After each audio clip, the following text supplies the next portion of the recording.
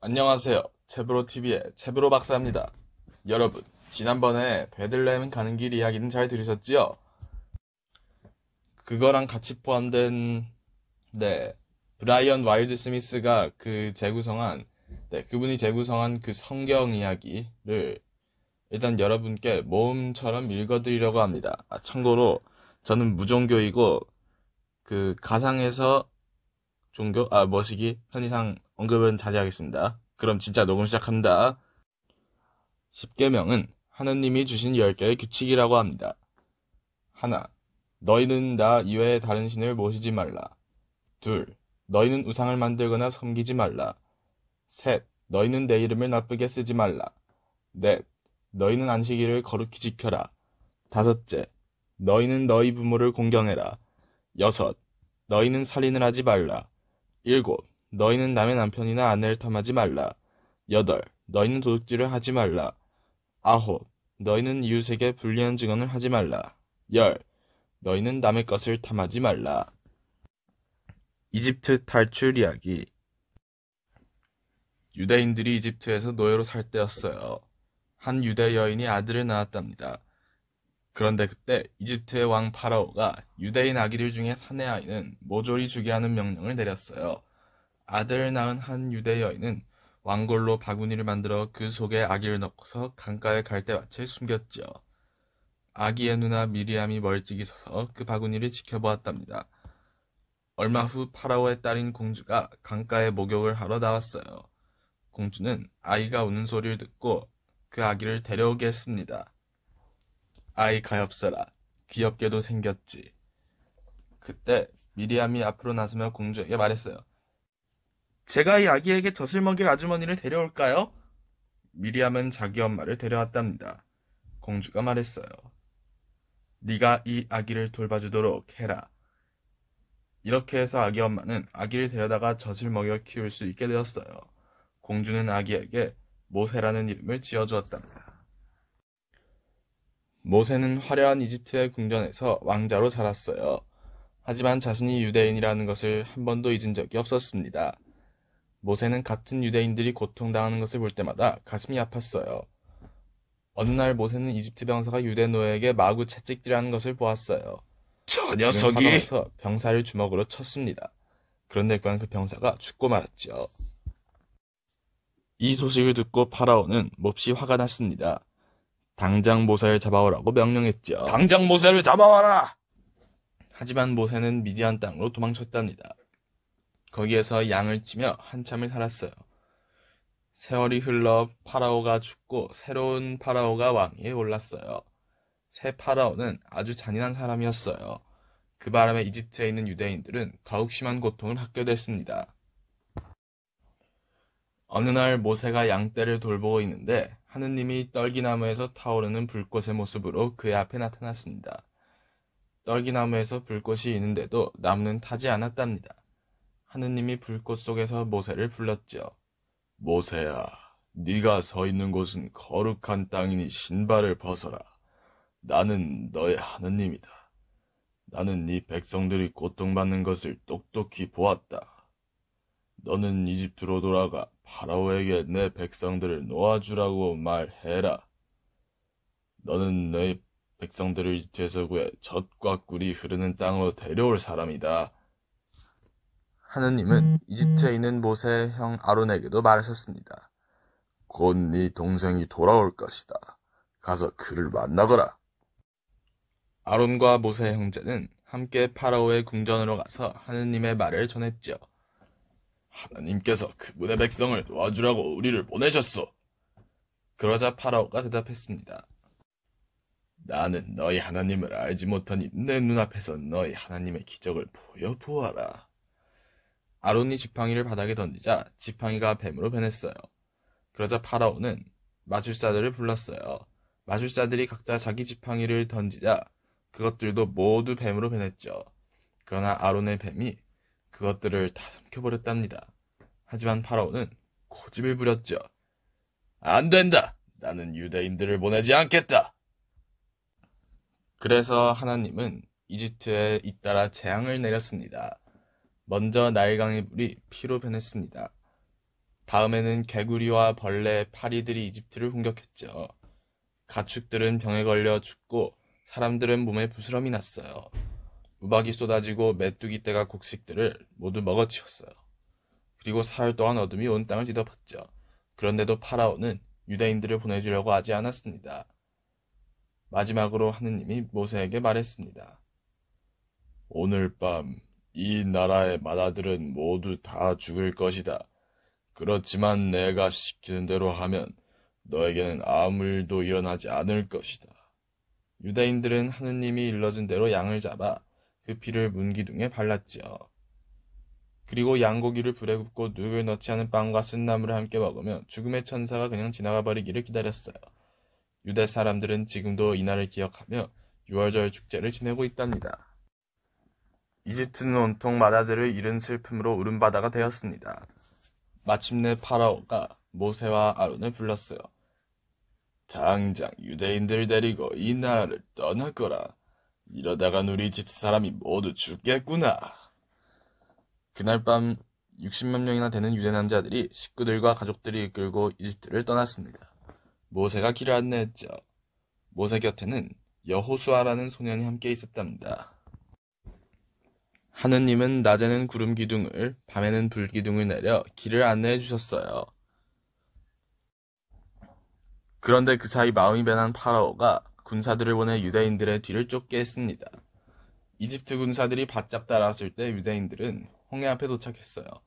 하느님은 거대한 구름 기둥으로 이집트 군사들이 있는 쪽은 캄캄하게 하고 불 기둥으로 유대인들이 있는 쪽을 환하게 비춰주어 이집트 군사들에게 붙잡히지 않게 했죠. 그런 뒤 하느님은 강한 바람을 보내 바닷물을 양쪽으로 갈라지게 했어요. 유대인들은 바다 한가운데 난 길을 통해 무사히 바다를 건너갔답니다.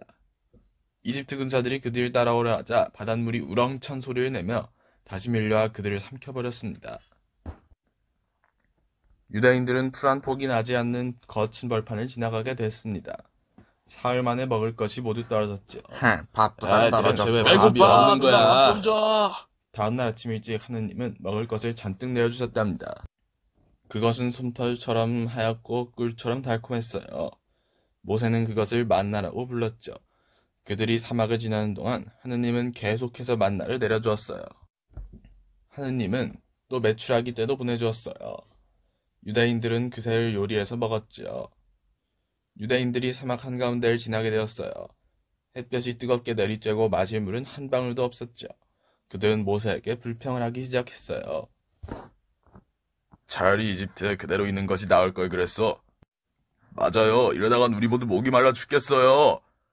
하느님은 모세에게 지팡이로 바위를 치라고 말하셨습니다. 모세가 그렇게 하자 바위에서 갑자기 시원한 물이 콸콸 솟아나왔어요. 모두들 마음껏 마실 수 있었습니다. 이집트를 떠난 지 석 달 만에 유대인들은 시내산 아래에 도착했습니다. 하느님이 모세를 부르셨지요. 모세는 천둥 번개가 치고 불꽃이 일며 나팔 소리가 울려 퍼지는 산 꼭대기로 올라갔어요. 그곳에서 하느님은 모세에게 십계명을 새긴 2개의 돌판을 주셨답니다. 십계명은 사람들이 어떻게 살아야 할지를 정해놓은 10가지 규칙입니다. 모세는 산에서 오랫동안 머물렀죠. 사람들은 그새를 못 참고 화가 나서 모세의 형 아론에게 소리쳤어요. 모세는 어디 있는 거요? 지금 하나님은 어디 있는 거죠?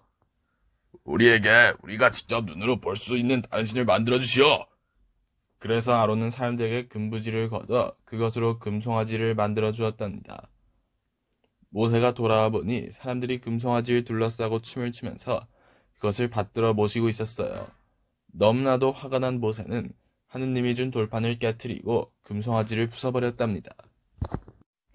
하느님은 자신의 백성들을 용서해 주셨죠. 그리고 모세에게 새로운 돌판 2개를 다듬어 오라고 말하셨죠. 모세가 그것을 가지고 산 위로 올라가자 하느님은 거기에 다시 십계명을 새겨주었습니다. 모세가 산 아래로 내려왔을 때 그의 얼굴은 환하게 빛나고 있었어요. 하느님과 이야기를 나누었기 때문이죠. 유대인들은 모두 모세가 들려주는 하느님의 말씀에 귀를 기울였답니다. 40년간 유대인들은 광야를 헤매다가 드디어 요르단 계곡에 도착했습니다. 높은 산 꼭대기에서 하느님은 모세에게 아름다운 가나안 땅을 보여주며 말하셨습니다. 저곳이 내가 내 백성들에게 약속한 땅이다. 너는 저 땅을 이렇듯 멀리서 볼 수는 있지만 저기에 들어가지는 못할 것이다. 그리고 그곳에서 모세는 죽었습니다. 사람들은 조용한 골짜기에 그를 묻어주고 30일 동안 그의 죽음에 슬퍼하며 울었답니다. 소년 시절에 모세를 따라 나섰던 여호수아가 모세의 자리를 물려받았지요. 그는 유대인들을 이끌고 약속의 땅으로 들어갔지요. 그렇게 오랫동안 헤매고 고생한 끝에 마침내 유대인들은 자유인이 되었어요. 그들은 마침내 고향으로 돌아온 것이었답니다. 모세와 유대인들의 이야기를 잘 들으셨다면 이번에는 요셉 이야기를 들려드리겠습니다. 요셉 이야기. 요셉은 아버지 야곱이 가장 사랑하는 아들이었어요. 요셉에게만 값비싸고 화려한 옷을 입히는 걸 봐도 아버지가 요셉을 얼마나 사랑하는지 알 수 있었죠. 하루는 요셉이 꿈을 꾼 다음 형들에게 그 꿈 이야기를 해주었어요. 어젯밤 꿈에 다 같이 밭에서 곡식단을 묶고 있었는데 내가 묶은 단이 벌떡 일어서니까 형들이 묶은 단이 모두 내 단을 향해 절하지 뭐예요. 다음 날 요셉은 또 다른 꿈을 꾸었어요. 이번에도 요셉은 형들에게 꿈 이야기를 해주었죠. 글쎄 어젯밤 꿈에는 해와 달과 별들이 모두 나에게 절하는 거예요. 요셉의 형들은 이 일로 요셉을 미워하게 되었어요. 요셉은 자기가 우리보다 잘났다고 생각한 모양이야. 형들은 수군거렸습니다. 하루는 아버지가 요셉에게 형들이 양떼를 잘 돌보고 있는지 보고 오라고 했습니다. 요셉이 오는 걸 본 형들이 외쳤어요. 저기 꿈쟁이가 온다! 요셉이 가까이 오자 형들은 요셉을 붙잡아 화려한 옷을 마구 찢어버렸어요. 그리고 요셉을 죽이려고 하는데 맏형 르우벤이 외쳤어요. 안 돼, 그래도 친동생인데 우리 손으로 죽일 순 없어. 그래서 형들은 요셉을 물이 마른 우물 속에 빠뜨려 버렸어요. 때마침 이집트로 가던 한때의 상인들이 그곳을 지나게 됐습니다. 형들은 은 20냥을 받고 요셉을 상인들에게 팔아넘겼답니다. 그런 뒤 요셉의 옷에 피를 묻혀 아버지에게 가져갔죠. 이걸 보세요, 아버지. 들짐승이 요셉을 잡아먹어버렸어요. 아버지는 슬픔으로 가슴이 찢어지는 것 같았어요. 그래서 며칠 동안 눈물만 흘렸죠. 아무도 아버지의 슬픔을 달래주지 못했습니다. 한편 상인들은 요셉을 이집트로 데려가서 노예시장에 내다 팔았습니다. 요셉은 이집트의 왕인 파라오의 경호대장 보디발에게 팔려갔습니다. 요셉은 열심히 일해서 주인 보디발의 마음에 들게 되었어요. 보디발은 요셉을 믿고 모든 일을 맡겼지요. 세월이 흘러 요셉은 씩씩하고 잘생긴 어른이 됐습니다. 그러자 보디발의 아내가 요셉을 사랑하게 되었어요. 어느 날 밤 보디발의 아내는 요셉의 옷을 잡으며 자신의 사랑을 받아달라고 매달렸어요. 그러나 요셉은 그녀의 부탁을 점잖게 거절했습니다. 어떻게 제가 주인님을 배신할 수 있겠습니까? 화가 난 보디발의 아내는 남편에게 달려가 요셉이 자신을 유혹했다고 거짓말을 했어요. 보디발은 아내의 말만 듣고 요셉을 감옥에 가두어 버렸습니다. 그러나 하느님은 감옥에서도 요셉과 함께 하셨어요. 요셉은 간수의 마음에 들어 감옥에서 다른 죄수들을 돌보는 일을 맡게 되었습니다. 하루는 새로운 죄수 2명이 감옥에 들어왔죠. 파라오에게 술을 드리는 종과 빵을 구워 올리는 종이었죠. 어느 날 밤 2사람 모두 이상한 꿈을 꾸고는 요셉에게 꿈풀이를 부탁했어요. 요셉이 술을 드리는 종에게 말했어요. 당신은 다시 궁전으로 불려가서 전처럼 파라오에게 술을 드리게 될 것입니다. 그러면 부디 파라오에게 나를 풀어달라고 부탁해주세요. 그러나 빵 굽는 종의 꿈은 좋지 않았어요. 당신도 곧 궁전으로 불려가겠지만 그 자리에서 사형을 당할 거예요. 그로부터 사흘째 되는 날은 파라오의 생일이었죠. 요셉이 예언한 대로 술을 드리는 종은 다시 파라오의 시중을 들게 되었으나 빵 굽는 종은 사형을 당하고 말았죠. 하지만 술을 드리는 종은 요셉의 부탁을 기억하지 못했습니다. 그는 요셉을 까맣게 잊어버린 것이었죠. 그리고 2년이 지난 어느 날 파라오는 이상한 꿈을 꾸었죠. 꿈속에서 파라오는 나일 강가에 서서 보기 좋게 살진암소 7마리가 강에서 나오는 것을 보았어요. 그런데 여의고 볼품없는 암소 7마리가 뒤따라 나오더니 앞서 나온 살진암소들을 모두 잡아먹어버렸답니다. 그 순간 파라오는 잠에서 깨어났죠. 잠시 후 파라오는 다시 잠이 들어 또 꿈을 꾸었어요. 이번에는 줄기에서 이삭 7개가 나와서 토슬토슬 익어갔어요. 그런데 뒤이어 나온 볼품없이 마른 이삭 7개가 잘 익은 이삭들을 삼켜버렸죠. 아침이 되자 파라오는 어젯밤 꿈이 걱정스러워 이집트의 지혜로운 사람들을 모두 불러 모았어요. 그러나 아무도 파라오의 꿈을 풀지 못했답니다. 한편 술을 들이는 종은 그제서야 요셉을 기억해내고 파라오에게 요셉 이야기를 했어요. 요셉이 그 꿈에 대해서 풀이를 해주실 것입니다. 파라오는 즉시 요셉을 감옥에서 데려오게 했습니다. 요셉은 파라오의 꿈 이야기를 듣고 나서 말했죠. 2가지 꿈은 같은 내용입니다. 앞으로 7년간은 풍년이 될 것이고 그 다음 7년간은 흉년이 될 것입니다. 그러니 왕께서는 지금 슬기로운 사람을 뽑아서 앞으로 풍년이 계속되는 7년 동안 이집트 땅에서 난 식량을 5분의 1씩 거두어들이게 하십시오. 흉년이 될 때를 대비해서 저장해 두어야 합니다. 이 말들은 파라오가 대답했어요. 하나님께서 그대에게 이 모든 것을 알려주셨으니 그대야말로 우리에게 필요한 사람이다. 나는 그대를 이집트의 종류로 삼겠노라. 이렇게 해서 요셉은 파라오 다음 간 자리에 앉아 이집트를 다스리게 되었습니다. 풍년이 든 7년 동안 요셉은 이집트를 구석구석 돌아다니며 도시마다 커다란 창고를 지어 식량을 저장할 수 있게 했답니다. 그렇게 7년이 지나자 정말로 끔찍한 흉년이 들었어요. 식량이 부족하게 된 많은 나라 사람들은 이집트로 몰려와 요셉에게서 곡식을 사갔습니다. 요셉의 가족이 사는 곳에도 흉년이 들었어요. 아버지는 막내 베냐민만 남기고 나머지 아들들을 모두 이집트로 보내 곡식을 사오게 했답니다. 형들이 자기 앞에 다가왔을 때 요셉은 형들이 누구인지 금방 알아차렸어요. 하지만 형들은 요셉을 알아보지 못했지요. 요셉은 모르는 척하고 형들을 첩자로 몰아 감옥에 가두었어요. 그리고 사흘째 되는 날 형들을 불러 말했지요.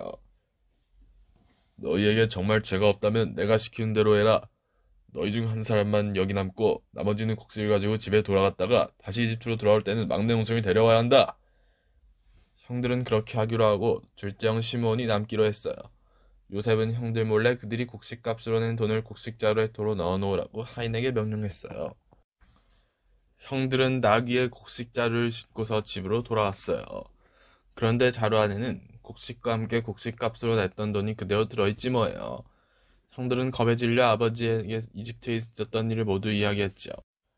아버지는 화가 머리끝까지 나서 소리쳤어요. 너희들이 나에게서 아들을 하나하나 빼앗아가는구나. 요셉은 죽고 시몬은 잡혀있는데 이제 베냐민마저 데려가겠다는 거냐? 시간이 지나자 이집트에서 가져온 곡식도 다 떨어졌어요. 그러나 달리 식량을 구할 방법이 없었지요. 아버지는 할 수 없이 형들을 불러 말했어요. 다시 이집트에 가서 곡식을 좀 더 사오거라. 그러자 형들이 말했어요. 그렇게 할 수는 없어요. 이집트로 돌아올 때 베냐민을 데려가겠다고 약속했거든요. 아버지는 무척 마음이 아팠지만 결국 베냐민을 보내기로 했어요. 떠나거라. 하느님께서 너희를 보호해 주실 거다. 이렇게 해서 형들은 베냐민을 데리고 다시 이집트로 떠났습니다. 형들이 이집트에 도착하자 요셉이 몸소 나와서 그들을 맞았어요. 요셉은 형들을 궁전으로 데려가 씻을 물을 주고 나귀에게도 먹을 것을 주었습니다. 또 감옥에 갇혀있던 시몬을 풀어주고 큰 잔치도 열었답니다. 잔치에 참여한 요셉은 베냐민을 보고 눈물을 쏟을 뻔했습니다. 이 아이가 너희 막내 동생이냐? 하나님께서 이 아이를 보호해 주시기를. 요셉이 말했습니다. 이번에도 요셉은 하인에게 몰래 명령을 내렸어요.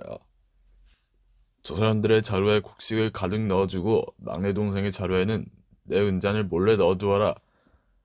다음날 새벽에 형들이 떠나자 요셉은 하인을 시켜 그들을 뒤쫓게 했습니다. 누가 우리 주인님의 은잔을 훔쳐갔느냐? 형들이 말했어요.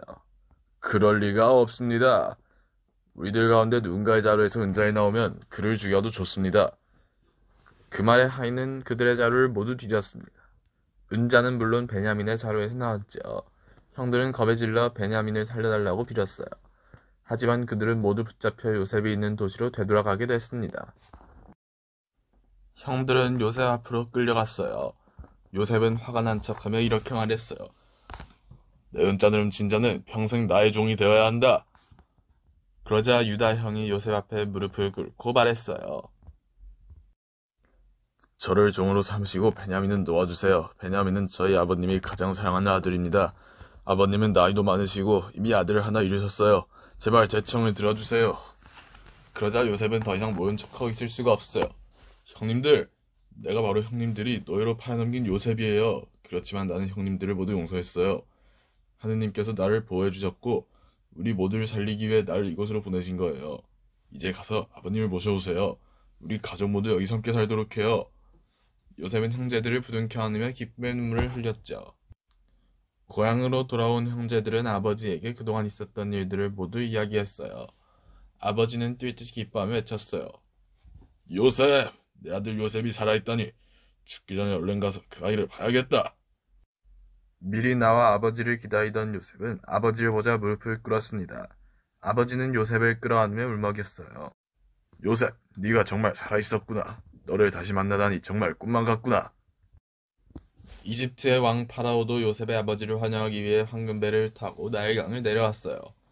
파라오가 요셉의 아버지에게 말했지요. 당신에게 이집트에서 가장 아름다운 고센 땅을 줄 테니 그곳에서 가족들과 함께 살도록 하시오. 이렇게 해서 요셉의 가족들은 함께 고센에서 살게 되었어요. 그들은 그곳에서 죽을 때까지 평화롭게 이번에는 예수의 어머니인 성모 마리아의 이야기를 들어보겠습니다. 성모 마리아 이야기를 시작하기에 앞서 마리아의 노래를 읽어보겠습니다. 내 영혼이 주님을 찬양하며 내 구세주 하느님을 생각하는 기쁨에 이 마음 설레인다. 주께서 여종의 비천한 인생을 돌보셨습니다. 이제부터는 온 백성이 나를 복되다 하리니 전능하신 분께서 나에게 큰일을 해주신 덕분입니다. 주님은 거룩하신 분. 옛날에 안나와 요아심 부부가 살았어요. 부부는 행복했지만 아기가 없었지요. 하루는 안나가 전을 걷다가 둥지에 있던 아기 새들을 보았어요. 아기 생각이 난 안나는 눈물을 흘리며 기도했죠. 제발 아기를 갖게 해달라고요. 그러자 하늘에서 천사가 나타나 말했어요. 주님께서 당신의 기도를 들으셨습니다. 당신은 곧 딸을 갖게 될 거예요. 그 아기는 온 세상에 널리 이름을 떨칠 것입니다. 그날 사막에서 양떼를 돌보고 있던 요아힘에게도 천사가 나타나 말했어요. 당신의 아내 안나가 곧 아기를 갖게 될 것입니다. 소식을 들은 요아힘은 얼른 예루살렘으로 달려갔습니다. 안나와 요아힘은 서로 부둥켜 안고 기뻐했어요. 9달이 지나고 안나는 예쁜 딸을 낳았어요. 이름은 마리아라고 지었죠. 마리아는 무럭무럭 자라서 태어난 지 6달 만에 걷기 시작했어요. 마리아가 3살이 되자 안나와 요아힘은 마리아를 성전에 데려갔어요. 대사제가 마리아를 제단위로 이끌자 마리아는 춤을 추기 시작했습니다.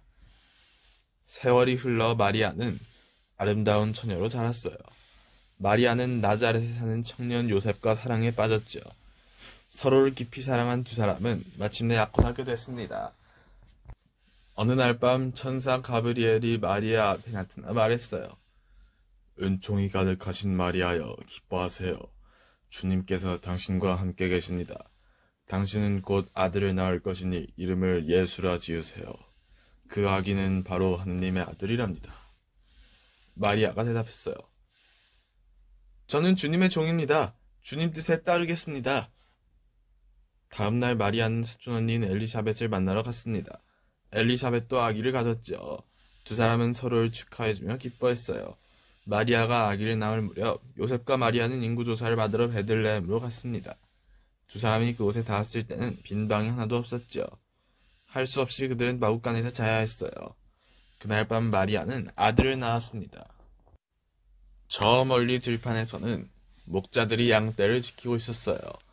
그런데 하늘에서 천사들이 나타나 말했어요. 베들레헴에서 하느님의 아들이 태어났습니다. 목자들은 서둘러 베들레헴으로 달려갔어요. 그리고 마을 구유에 누워있는 아기 예수님께 인사를 드렸죠. 아기 예수님 곁에는 마리아와 요셉이 앉아 있었답니다. 한편 3명의 동방박사도 아기 예수님이 태어났다는 소식을 듣고 베들레헴으로 달려왔어요. 동방박사들은 커다란 별을 따라 마침내 아기 예수님이 태어난 마구간에 도착했어요. 동방박사들은 아기 예수님 앞에 무릎을 꿇고 황금과 유향과 모략을 선물로 바쳤습니다. 아기 예수님이 태어난 지 8일째 되는 날, 마리아와 요셉은 아기를 성전으로 데려갔어요. 그리고 아기를 하나님께 바친다는 뜻으로 비둘기 2마리를 제물로 바쳤어요. 그 후 몇 주일이 지난 어느 날, 천사가 요셉의 꿈에 나타나 말했습니다. 헤롯 왕의 병사들이 아기 예수님을 죽이려 합니다. 놀란 요셉은 천사가 시킨 대로 아기와 마리아를 데리고 서둘러 이집트로 떠났습니다. 이집트에서 마리아는 온 정성을 다해 아기 예수님을 돌봐주었어요. 아기 예수님이 자라서 소년이 되자 다시 천사가 요셉의 꿈에 나타나 말했어요. 헤롯 왕이 죽었으니 이제 나자렛으로 돌아와도 됩니다. 나자렛으로 돌아온 마리아는 가족을 위해 열심히 일을 했어요. 옷감을 짜서 옷을 만들고 우물에서 물을 길어다 식사 준비를 했죠. 또 예수님에게 글을 쓰고 읽는 법도 가르쳐 주었습니다. 예수님은 착하고 친절한 소년으로 자랐어요. 예수님이 12살 되던 해 마리아와 요셉은 명절을 지내러 예수님을 데리고 예루살렘 성전으로 갔어요.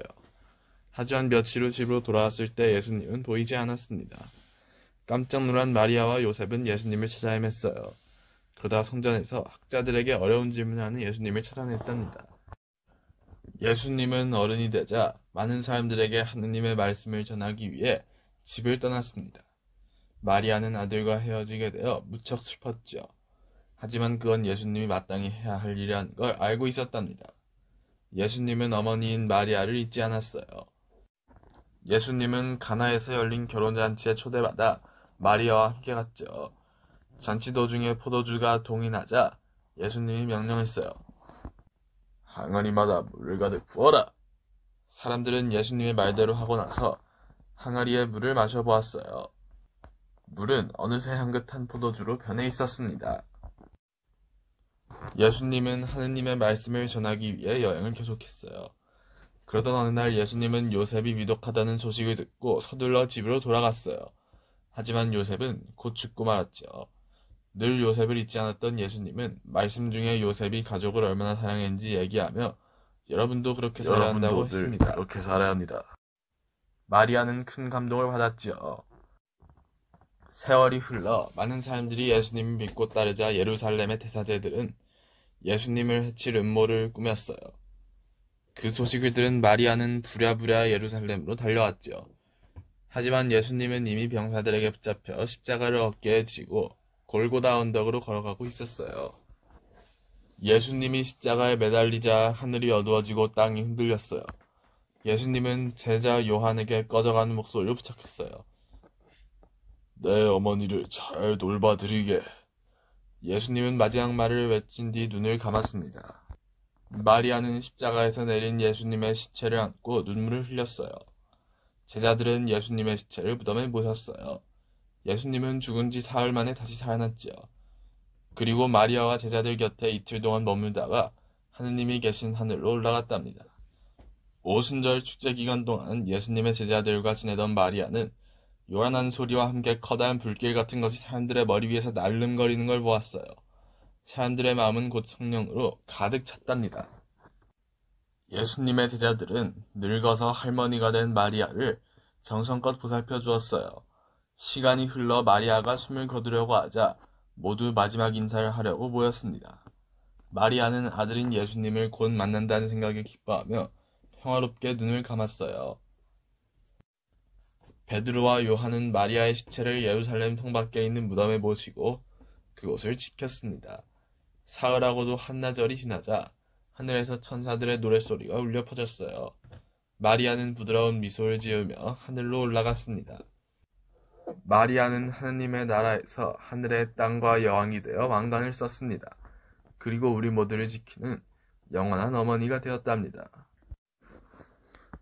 은총이 가득하신 마리아님, 기뻐하소서. 주님께서 함께 계시니 여인 중에 복되시며 태중의 아들 예수님 또한 복되시나이다. 천주의 성모 마리아님, 이제와 저희 죽을 때 저희 죄인을 위하여 빌어주소서. 아멘.